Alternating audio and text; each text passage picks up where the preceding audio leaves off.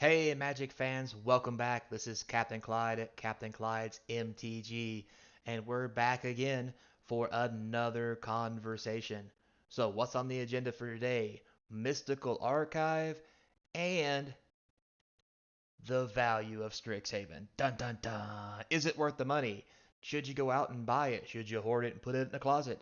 So, we're going to get into that right now. So, before we get started, like and subscribe, hit the little notification bell so you see when all the new stuff gets released. And now, let's move on to Strixhaven. So, as we talk about the new stuff, the first thing I want to talk about, obviously, are the Mystical Archives. These cards are just hot. They're really great. The value on them right now is really, really high. Um, so we'll start from the top end and we'll go down. So we'll talk about Japanese foils first, right? And these are the etched foils that you get from the collector boxes. If you get a demonic tutor, Japanese foil and etched on goldfish right now, this thing's going for like $299.99. You heard it right, guys. $300 for this card. Is that not insane? Like, what has the world come to? That's just bonkers. So, with that said, uh, the next card, even remotely close to it, there's two tied for first and second: Japanese foil etched, Teferi's Protection, and Tainted Pact. They're both going for $99.99, basically $100. Then after that, we have Counterspell at 50, Natural Order at 50, it looks like.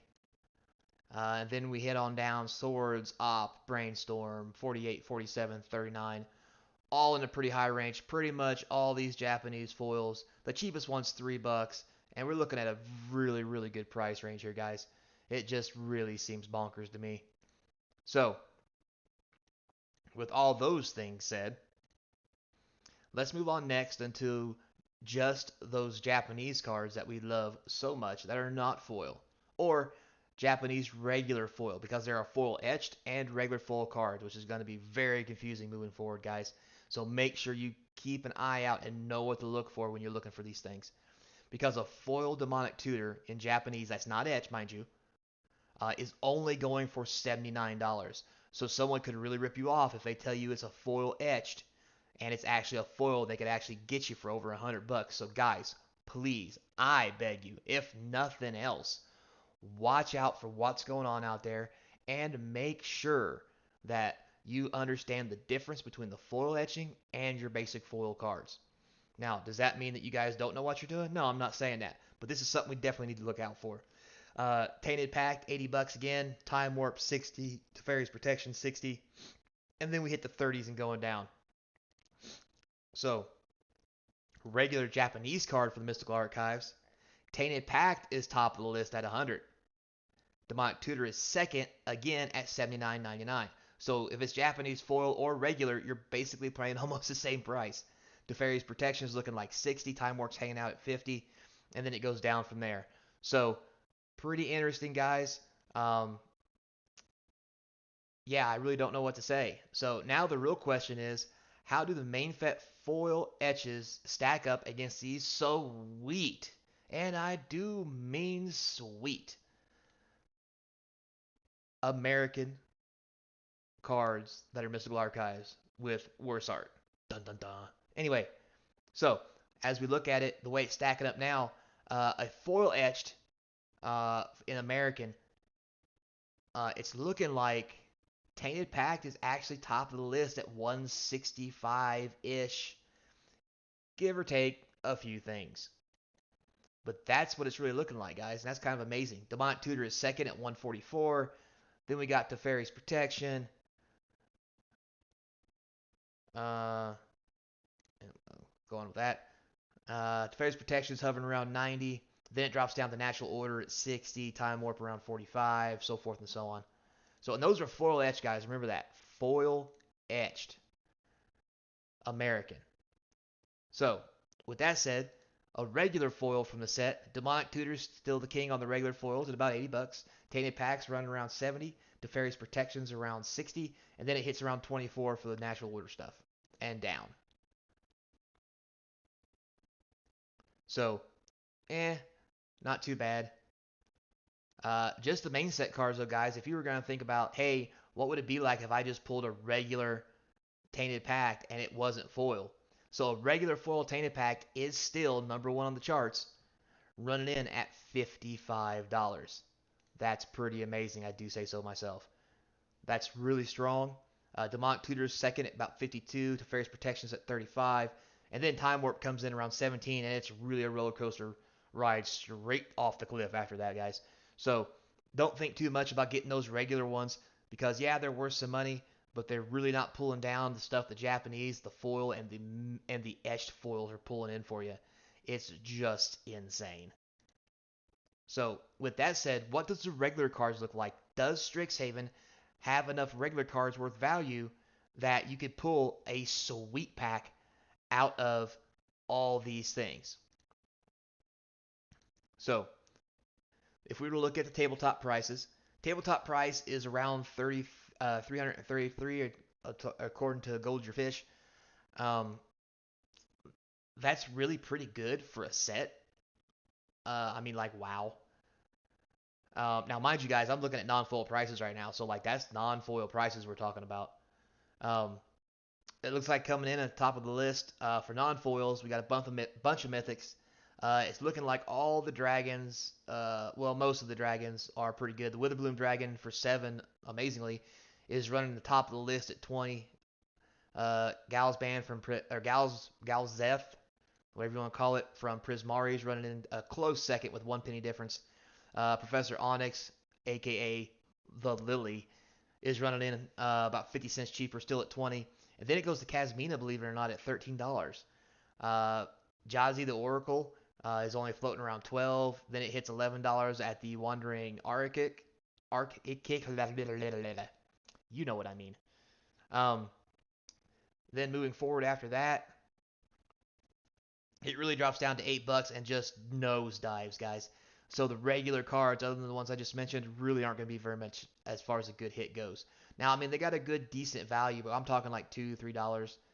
Nothing fantastic, nothing you want to write home to mom about, um, or any of those things. So, uh, yeah, it's looking like the regular draft booster boxes are going to be that thing where people are like, nope, not buying these. And this alludes to the kind of thing I was talking about before, guys, where these boxes are going to be phased out because they're only going to be good for draft. And even if you want to do them as draft, I mean, I remember, guys, I don't know about you, but when I used to draft cards back in my day, um, you drafted because not only did you want to play, but the ability and the great cards you could get was the bonus, right?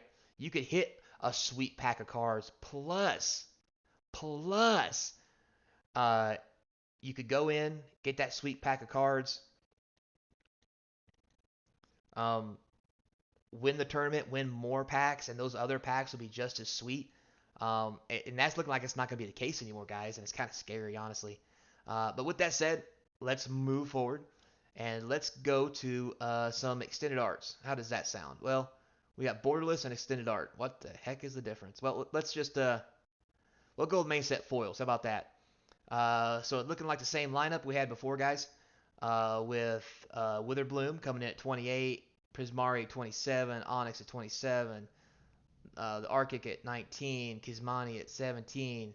Then we have Rowan, Scholar of Sparks, and his sister at 14. The Crafty Companion and Lucas coming in at 13. The Lorehold Dragons at 13. Oracles at 12. Condrix is at 11. Then it hits $9 and no dives again, guys. But this no dives is a little bit uh, more slower. So any kind of foil that's rare looks like it has at least a $2 value. So that's going to be a real good thing for everybody moving forward. So as we look at alternative arts, what does the alternative arts look like? Alternative arts, it looks like the Oracle art is reigning king right now at 25, with the Overlord, or the Awaken the Blood avatar, like people like to call it, is 24. Body of Research comes in third, believe it or not, at 15. The Archmage Emeritus is 14, followed by the blue-green Snarlland, the black-green Snarlland, Um,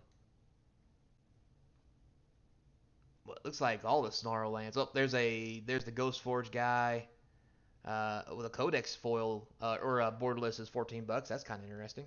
Didn't think I'd see that there. Strixhaven Stadium, Crackle with Power, Double Major, Harness the Infinity, Blex, Vexing Verse. So like all these mythics and most of these rares that are borderless or extended art guys, they're really holding above the $10 range.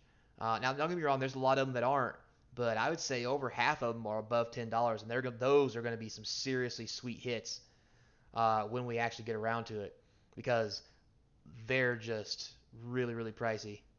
So let's take a look here, see what they says for borderless. Uh, okay, so for borderless, apparently this is all the dragons, along with Rowan, the companion, and these are all 13 and up with Witherbloom again, reigning supreme. And man, the art I'm looking on this is pretty sweet too. About 34 bucks, and that's gonna really be a thing right there, guys. So you want to keep that in mind. And let's see. Yeah, that's what it's looking like there, guys. It looks like that's what we got going on for that. So with that said, yeah, do some math here. 2, 4, 6.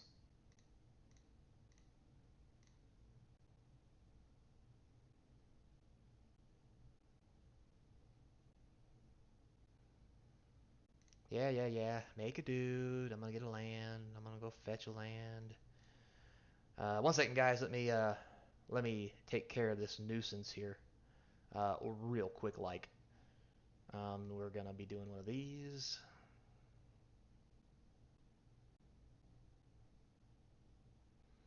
Go on, little fella. Either you're gonna counter it or not. Yep, I saw it coming too. Don't you worry. Um,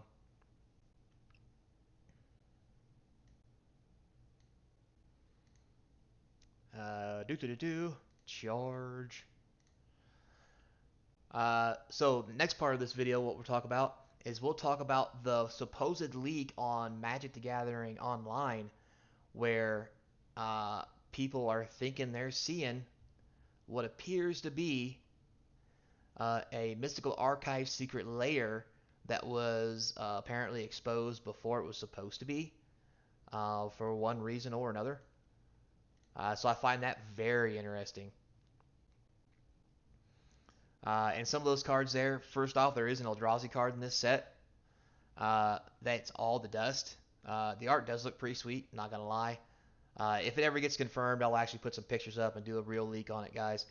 Only because, yeah, this is. Yeah, I mean, it'd be sweet if it was real, but we don't really know if it is or not. Um, and then we have Artifact Mutation, it looks like. Red and the green, destroy target artifact. It can't be regenerated. Create X11 Saprolings. Well, X is its mana value. That's pretty sweet. Good old Drow on the Lock. And this Drow on the Lock picture, guys, I really hope this one's right because it's pretty. It is very pretty. So, do do do do do do. Let's just make this.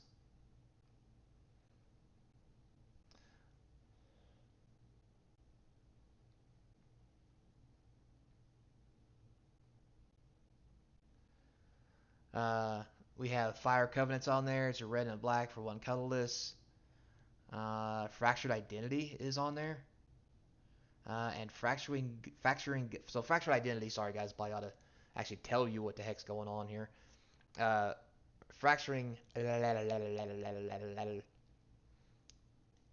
fracturing, la la la la, fractured identity. There, I said it.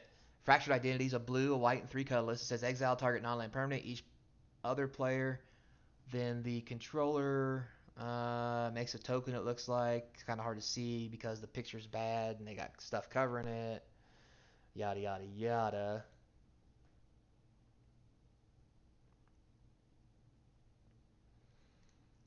Um, and then we have Fracturing Gust. This is a green spell. It's looking like two colorless and three split mana between green and white. Destroy all artifacts and enchantments. You gain 2 life for each permanent destroyed this way. Um, I'm not really sure how I feel about this. As far as the secret layer goes, I mean, I think the Drown Lock's sweet, but that's really the only one that I'm looking at that I would like. Maybe you EDH and Commander players out there would really get a kick out of this. To spruce up that deck you got sitting around somewhere. Um, but me personally, I mean, if it's a leak, so be it. If it's not, I honestly don't care. Like I mentioned before, guys, I'm not a fan of these secret layer drops. I'm not a fan of secret layer in general, just to be completely honest with you, because it's just not my thing. Not really digging it. Don't really care about it. I'd rather buy the regular cards. I really think this is Wizards' attempt to just sucking more money away from people who actually sell the product for them. And I get it, it's better for business and yada yada yada. But I mean, if the longer we let this happen, like we're gonna basically let them dictate the price of what these sets look like and what these card values are. Sadly enough, uh, so that's probably one of my main reasons and concerns I don't like it. But I mean, like I said, guys, that's just me. And hate it or love it, it is what it is. It is a thing. So you just have to do what you got to do. Let's get rid of this coma now. Unless he's going to counterspell this. Guess not. So that makes me wonder, is this little fella any good? Um, 1, 2, 3, 4, 5, 6, 7, 8, 9, 10. Um, let's go with 6. We'll take this, this, this, this, this, and this. Seems good. And it is good. It's in there like swimwear, boys. It looks like we've won this one. All right, guys. So, once again, thanks for watching the gameplay video. Thanks for listening to me to rattle on. And I hope all your Strixhaven boxes have tainted packs and demonic tutors. Until next time, guys, remember, be kind, because this is your captain speaking, and I'll see you then.